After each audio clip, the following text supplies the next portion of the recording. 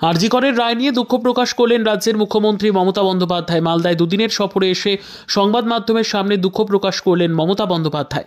ফাঁসি হলে খুশি হতাম বলে জানালেন মুখ্যমন্ত্রী। কেন্দ্রীয় সংস্থা সিবিআই কি তদন্ত করেছে সেটা তাদের অভ্যন্তরীণ ব্যাপার। রাজ্য পুলিশ তদন্তে থাকলে আমরা ফাঁসির আপিল রাখতাম। আরজি করের রায় নিয়ে কিন্তু আমি যেহেতু হেলিতে ছিলাম বলে আমি ডিটেলসটা এখনো শুনিনি, তো আপনাদের কাছ থেকে শুনলাম যে এটা নাকি যাবজ্জীবন দেওয়া হয়েছে। এটা আপনাদের কাছ থেকে প্রথম আমি শুনলাম। আমার রিঅ্যাকশন ইজ ভেরি ক্লিয়ার।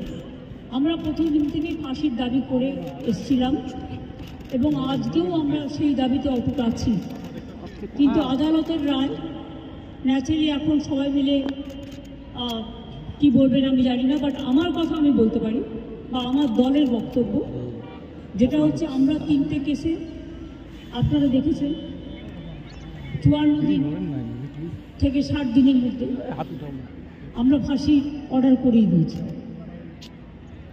কিন্তু আমি জানি না এটা একটা সিরিয়াস কেস এবং এটা নিয়ে ফাঁসি দাবি আমাদের সবার ছিল। সেক্ষেত্রে বিচারের রায় নিয়ে আমি আমার কথা বলতে পারি। আমরা এটাই বলেছিলাম, আমাদের হাতে কেসটা থাকলে আমরা কিন্তু অনেক দিন আগেই ফাঁসির অর্ডার দিয়ে দিতে পারতাম, ফাঁসির অর্ডার করে দিতে পারতাম। আমি জানি না কিভাবে লড়াই করেছেন, কি যুক্তি, আপনারা তো লয়াররা জানেন। সুতরাং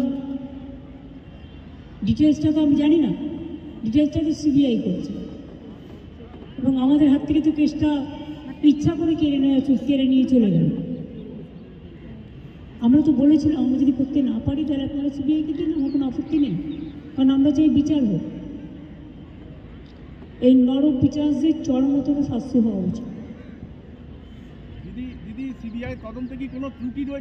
আমি এসব বলতে পারবো না, কিন্তু আমি এখনো আপনিও লয়ার, আমিও অ্যাজ এ লয়ার আমি এ কথা বলছি যে আমি তো ডিটেলস কাগজপত্র দেখিনি, but I am not satisfied, কারণ আমি ফাঁসি হলে অন্তত মনকে সান্ত্বনা দিতে পারতাম।